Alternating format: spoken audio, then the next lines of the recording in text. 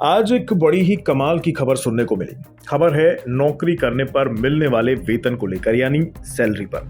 आप भारत में नौकरी कर रहे हैं तो सैलरी का स्तर कम हो सकता है। भारत की जगह अगर आप किसी दूसरे देश में नौकरी कर रहे हैं, जैसे अमेरिका, इंग्लैंड या फिर किसी और विकसित देश में, तो सैलरी का स्तर अच्छा हो सकता है।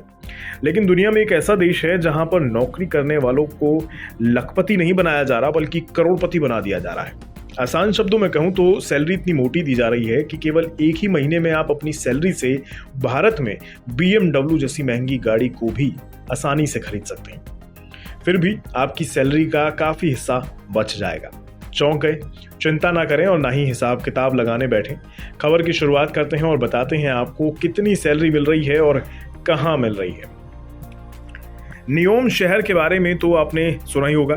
ये सऊदी अरब में बनने जा रहा एक हाईटेक शहर है, या यूं कहिए एक हाईटेक आइलैंड रिजॉर्ट है, जो अभी तो दुनिया के नक्शे पर मौजूद नहीं, लेकिन जल्द ही ये बनकर तैयार होगा। क्राउन प्रिंस मोहम्मद बिन सलमान इसे बनाने के लिए पानी की तरह पैसा बहाने वाले हैं।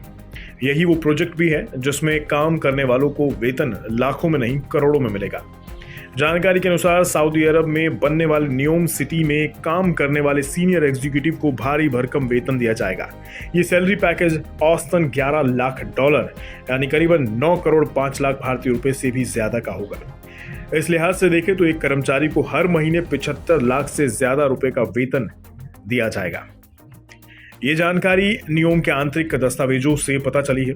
ये बड़ा वेतन पैकेज ये दिखाता है कि सऊदी अरब मोहम्मद बिन सलमान के नेतृत्व में दुनिया भर की प्रतिभाओं को लुभाने की कोशिश कर रहा है।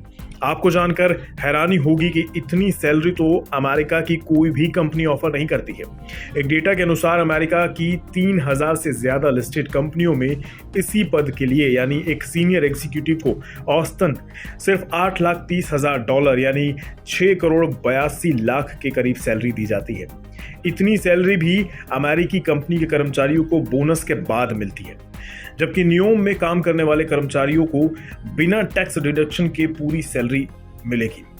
हालांकि नियोम में भी अपने कर्मचारियों को सभी तरह के वेतन भत्ते और बोनस दिए जाएंगे।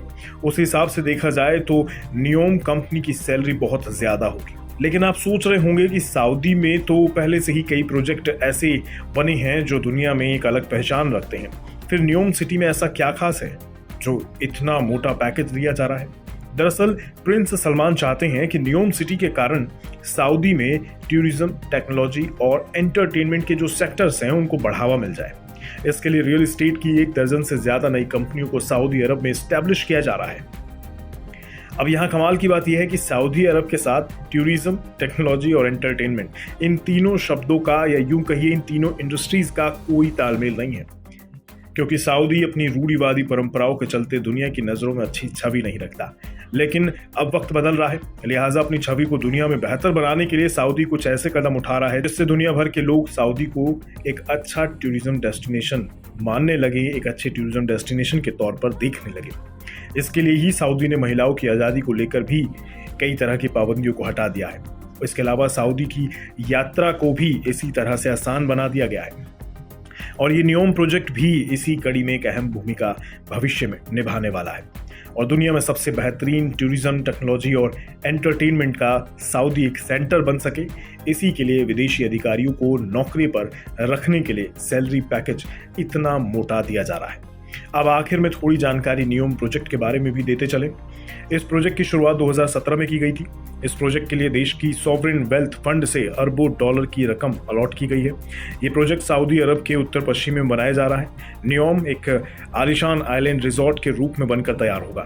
ऐसा माना जा रहा है कि इस आइलैंड में शैंपेन और शराब की व्यवस्था भी होगी, जबकि आपको जानकर हैरानी होगी कि सऊदी अरब में शराब बैन है। तो देखते हैं इस आधुनिक शहर में, इस आधुनिक रिजॉर्ट में क्या कुछ आधुनिक देखने को मिलता है।